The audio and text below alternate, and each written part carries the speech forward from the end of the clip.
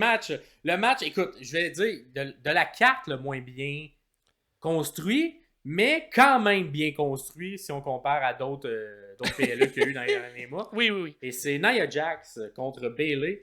Un peu une revanche de SummerSlam parce que Nia Jax avait droit à un shot à la ceinture que Bayley avait, puisqu'elle avait gagné Queen of the Ring en mai dernier. Et elle a exercé son droit comme Gunther lors de SummerSlam. Et comme Gunther, elle a remporté également la ceinture. Ça et fait depuis, un peu, mais... exact. Et depuis, on n'a pas eu de match revanche entre les deux. Donc c'était un petit peu... je ne sais pas ce qui s'est passé. Je ne sais pas s'il y a une petite blessure. Je ne sais pas s'il y a un petit temps mort. Je ne sais pas si c'est juste on voulait mettre un peu plus au ralenti le développement de cette histoire-là. Mais j'ai l'impression que ce match-là, je l'aurais pris à Bash in Berlin plutôt qu'à Bad Blood. Je suis quand même d'accord. Parce que Bayley a comme disparu pendant un mois. Puis là, elle est revenue. Puis là, on a continué l'histoire. Mais il y a eu un mois de tampon où Nia Jax n'a pas vraiment d'opposition réelle. Non, c'est ça. Que Michin. Michin, là, on crée un peu, on bâtit un peu la relation qu'elle a avec Stratton aussi. Ouais. Tension avec la valise / sacoche. Il y a toute cette histoire-là qui est racontée. On a quand même pris à la gorge Stratton lors d'un segment à SmackDown dans les dernières semaines. C'est ça, là. Stratton qui est comme mis en... En tout cas, la construction, je ne sais pas si Stratton elle-même le sait, mais je trouve la construction du personnage en ce moment un petit peu bizarre parce qu'on a les segments avec Nia Jax où elle est très victime. Ouais. Qu'elle pourrait être une bonne babyface, mais dans le même SmackDown, elle a un segment avec une Naomi ou avec une Bayley où là, elle est très méchante, puis elle oublie qu'elle venait de se faire étrangler par Nia Jax. J'ai l'impression qu'il pourrait avoir plus de subtilité dans le jeu de Tiffany Stratton. Mm-hmm. Parce que j'ai l'impression que c'est très... Soit elle la joue full victime ou elle la joue full... je suis du côté de Nia Jax, mais il n'y a pas beaucoup de nuances. Est-ce que dans la construction de l'histoire, tu penses qu'on est assez mûr pour un cash-in? Moi, je pense pas encore. Victoire de Bayley, cash-in de Stratton.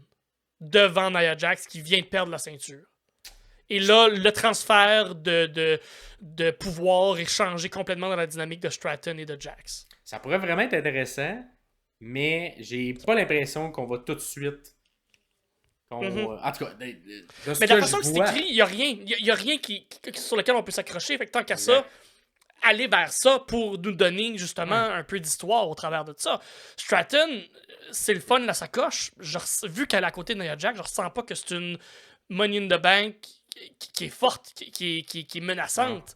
Fait que j'ai l'impression qu'on cacher in pour qu'elle aille la fucking ceinture, puis bâtir la forte comme méchante, tu sais. Ouais, j'ai l'impression qu'on va continuer de teaser, moi, un petit peu encore. Okay. S'il y a quelque chose qui est pour arriver, je m'attends à ce que ce soit aux alentours de Survivor Series. Ok, ouais. Peut-être un petit peu après, pour avoir un petit... J'ai l'impression que Stratton... En tout cas, on va voir la réaction du public, mais j'ai l'impression que ce sera probablement une championne de transition.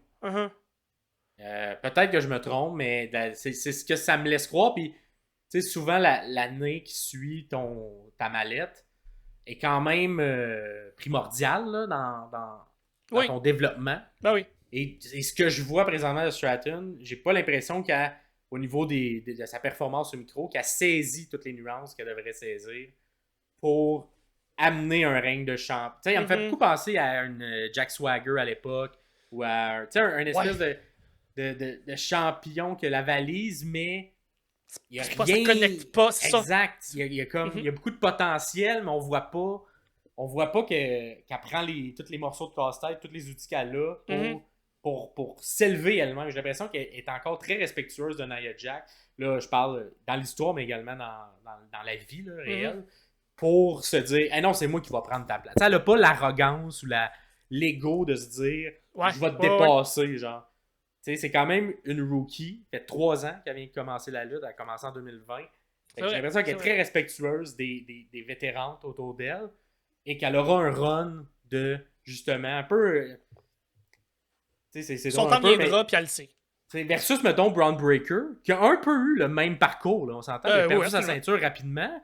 Mais lui, contrairement à Tiffany, j'ai l'impression qu'il embrasse un peu plus le côté « Non, c'est moi le next one. » là, t'sais. Ouais. Oui, je l'ai perdu, mais je m'en vais... Je l'ai perdu parce que je m'en vais à quelque chose de plus haut. J'ai l'impression que Tiffany, en ce moment, elle se cherche un petit peu, puis elle a pas encore trouvé le personnage. L'histoire est tellement mal racontée que si on parle même plus de Bayley et de Nia Jax, on parle de Tiffany Stratton qui est à côté. Ça n'a pas de bon sens. Bayley, je ne comprends pas. Est-ce que c'est une merde backstage? Est-ce qu'il y a quelqu'un quelque part qui l'aime pas? Elle est tellement pas bien utilisée. Puis elle est tellement bonne, puis elle pourrait tellement être mise dans une position. Tu sais ça, est-ce qu'elle était blessée? Est-ce qu'il est arrivé quelque chose pour. Elle est pas là. Elle est pas là, puis quand elle est là, elle est beige, plate.